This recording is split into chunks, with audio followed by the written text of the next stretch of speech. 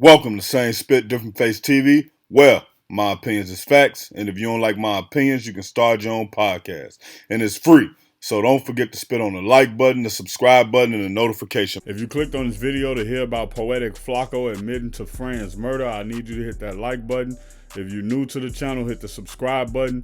And to my spit squad, drop the flex emoji in the comments. Now, Poetic Flokko, man, I think he does a lot of great work, and I want to preference this by that because I know a lot of times when people channel be bigger than yours or people are bigger influencers than you are, they start to say, oh, people are out here hating on me. The only reason they saying that is because no, I'm saying this because I'm trying to help you save your own life. Now, Poetic Flokko had a friend, and his friend actually went on trial for murder. Well, he say that 3 other people took the stand against his friend, and his friend ended up being found not guilty. Now, obviously, he said this in like retrospect, but he first sent out a tweet, and the tweet said, I found out today my homie who I recognized on camera committing a murder/home invasion was found not guilty in court.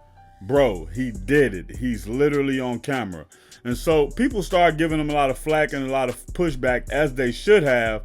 And then Poetic Flokko said he caught the body on camera. 3 co-defendants took the stand on him, and he still beat the case. It was another tweet, but I feel like he deleted that tweet. Oh, it said he was found not guilty. He literally can't be tried again. This isn't snitching. Y'all are nerds. Now, Poetic Flokko, you actually the nerd, and here's why you a nerd. It doesn't matter if he can't be tried again. What ends up happening is if you beat the prosecutors on something like this, they end up coming back even harder on you, especially if somebody with a big voice, somebody who has a big platform, comes out and basically taunt the prosecutors. Because what you're doing is you taunting the prosecutors. You basically saying, yo, look at this, my friend, he committed a murder, and he posted the video of the murder. Now, it don't show the full actions, but it show the breakdown, and I'm sure that's something that would show it in court. But basically what you doing is telling the prosecutors, yo, he did it, y'all didn't get him, he beat it, he can't be tried again. Well, now what they do is they start trying to get him for other things.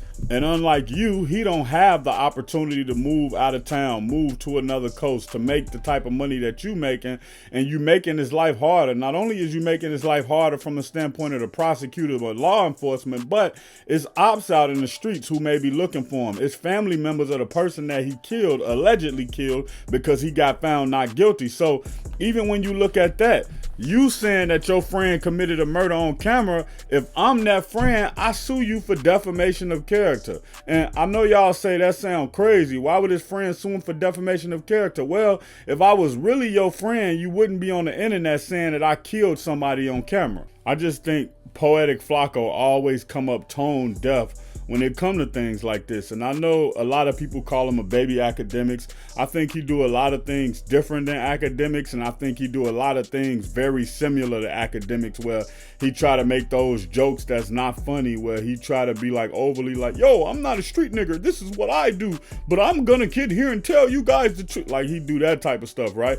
But when I really look at the situation and I look at Poetic Flokko, the real reason I will hold him accountable for this, because he's always talking about how he's a Christian, and he's talking about how he's trying to do better with his life, and how he's trying to make his content better.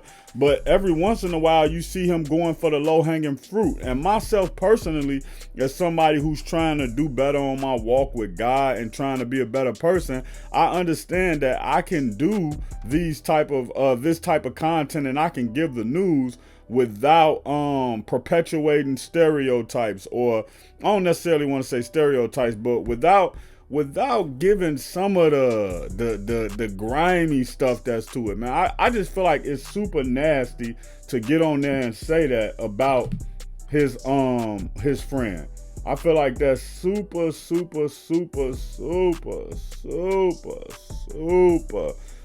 nasty to me, man. I'm talking about that's horrendous. I cannot believe he got on the internet and said that, and he laughed about it as if, you know, somebody didn't get killed in this situation. Like, and who knows maybe he's laughing about the fact that they got the case so wrong, and, you know, the guy got off and he's on camera doing XYZ. But whatever the situation is, man, it's super crazy that Poetic Flokko would take this low hanging fruit when he's a much bigger podcaster than this. He don't need to do this. But I mean, we know who Poetic Flokko is at heart. We know who he is as a person.